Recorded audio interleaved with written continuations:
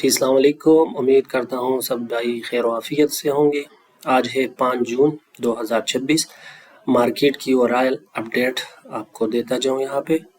सबसे पहले हमने वीकली टाइम फ्रेम खोला हुआ है, जैसे कि पिछले अपडेट में भी मैंने आपको बताया था, अगर आपको याद होगा कि ये जो रेजिस्टेंस का एरिया था, यहाँ से मार्केट ने रिजेक्शन ली है। दूसरा रेजिस्टेंस ये वाला हमने मार्क किया था,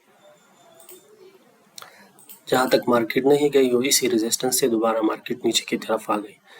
ठीक है, थोड़ा सा मार्केट को पीछे से देखते हैं कि मार्केट ने पिछले बुल रन्स या बेयर रन्स में किस तरह का बिहेवियर किया था। उसी हिसाब से हम मार्केट को एनालाइज करेंगे और करंट मार्केट पे भी बात करेंगे। यहाँ पे पीछे अगर हम आ जाते हैं, 2021 का साल था ये। यहाँ पे सेम पैटर्न जिस तरह यहाँ पे बन रहा है, सेम यहाँ पे भी बन चुका है पहले से। यहाँ पे देख ले, जैसे यहाँ पे एक डिमांड एरिया है, ये पूरा डिमांड एरिया है वीकली का, तो सेम इसी तरह यहाँ पर भी वीकली का डिमांड एरिया है। यहाँ पे आप देख सकते हैं ये सारा डिमांड एरिया है वीकली का। यहाँ पे क्या हुआ है आप देख सकते हैं, ये रेड कैंडल आप देख ले, इंतहाई बड़ी कैंडल जो है ये वाली। ठीक है, यहाँ पे क्या इस तरह मार्केट का क्रैश आया था, तो ये मार्केट का लो बन गया। ठीक है, ये मार्केट का लो है और ये मार्केट का हाई। ठीक हो गया। तो सिंपल अगर हम टेक्निकल के जो मुश्किल टर्म्स है उसमें ना जाए और सिंपल देखें मार्केट को, तो जब भी मार्केट की लो स्वीप हुई है उसके बाद मार्केट ने अच्छा खासा रिएक्शन दिया है, और जब मार्केट की हाई स्वीप हुई है तो मार्केट ने वहां से रिजेक्शन ली है। तो यहाँ पे भी सेम पैटर्न बन रहा है। ये देखिए, ये रेड कैंडल, इसमें अच्छी खासी सेलिंग आई थी और ये डिमांड को टैप कर गई है। यहाँ पे दोबारा यहाँ से बाउंस बैक मिला है। तो जो पिछला रेजिस्टेंस था, पिछला रेजिस्टेंस ये वाला एरिया, यहाँ तक मार्केट आई है, यहाँ तक, और यहाँ से मार्केट ने रिवर्सल ली है। ये आप देख लीजिए, जो रेजिस्टेंस एरिया था यहाँ तक मार्केट आ गई, यहाँ से दोबारा रिवर्सल आ गई मार्केट में, और यहाँ इसके बाद मार्केट ने ये लो स्वीप कर लिया। ये देख सकते हैं आप, यहाँ से ये जो लो था ये वाला, ये लो, ये मार्केट ने स्वीप किया और उसके बाद एक बुलिश कैंडल बन गई। उसके बाद आप देख सकते हैं कि मार्केट जो हाई था उसको टारगेट किया है। ठीक है, अब यहाँ पे हम आते हैं करंट मार्केट पे। करंट मार्केट पे अगर हम देखते हैं, ये जो एरिया है सेम उसी तरह एक रेड कैंडल बनी है जिसकी विक बड़ी है और बॉडी छोटी है, मतलब इसमें बाइंग आई है, चुपके से इसमें बायर्स घुसे हैं। ठीक है, अब अगर हम सेफ ट्रेड करना चाहें तो ये लो हम अपने लिए मार्क कर देते हैं, ये जो लो है।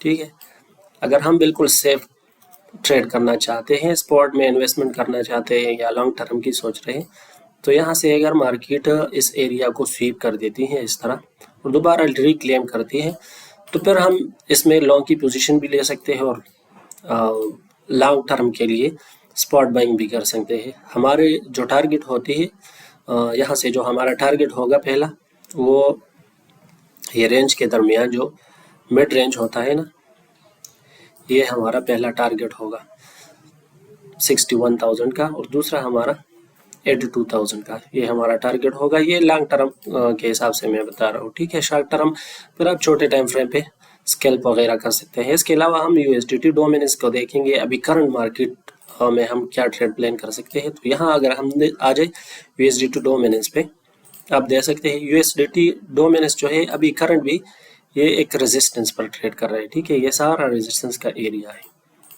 ठीक हो गया।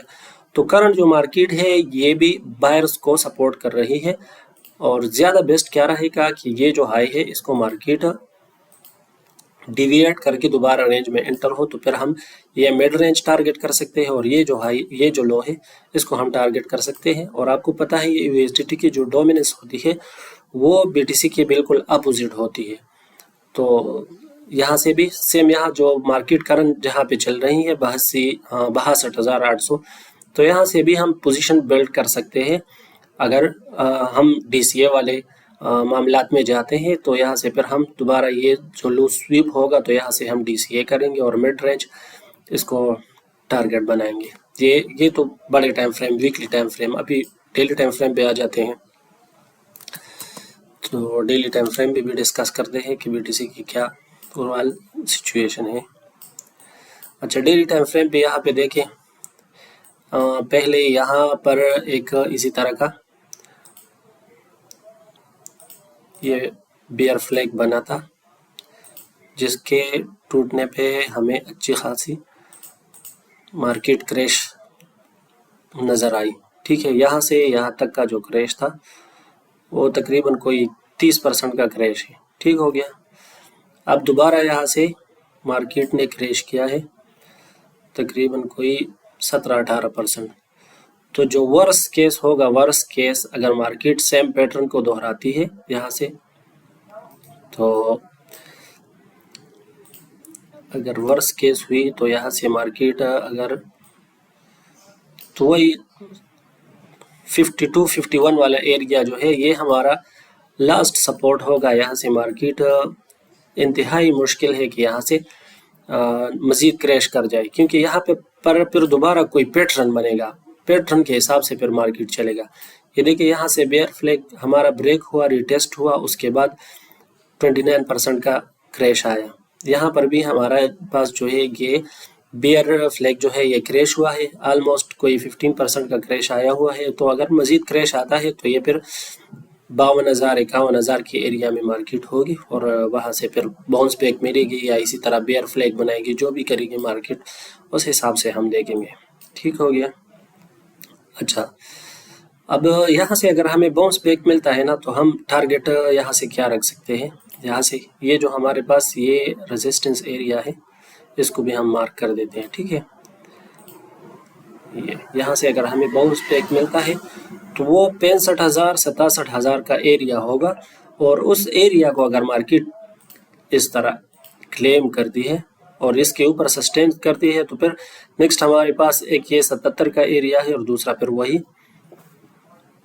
जो पहले का रेजिस्टेंस एरिया था 94, वो वाला एरिया टाइप होगा। ठीक हो गया।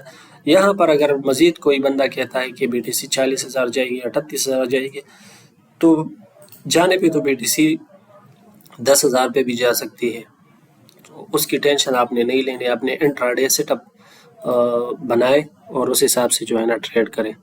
अभी मजीद टाइम फ्रेम, छोटे टाइम फ्रेम पे जाते हैं 4 आवर पे।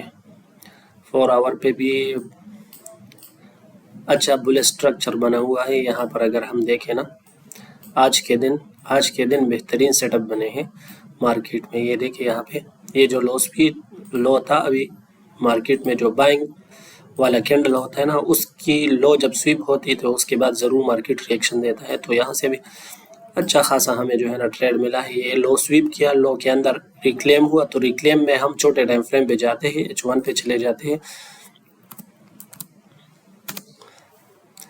H1 पे ये देखिए, ये रेड कैंडल जो है ये लो के अंदर जो है इसने क्लोजिंग की, तो उसके बाद जो ग्रीन कैंडल था उस पर डायरेक्ट आपकी एंट्री थी, और एंट्री के बाद जो है ना आप अपना टारगेट रख सकते हो मिड रेंज और ये रेंज का हाई। तो ये भी तकरीबन कोई 64,800 64,700 के रीजन में आता है। ठीक हो गया। तो अभी तकरीबन एक टारगेट तो हमारा हिट हो चुका है, दूसरा टारगेट यहाँ से ऊपर होगा।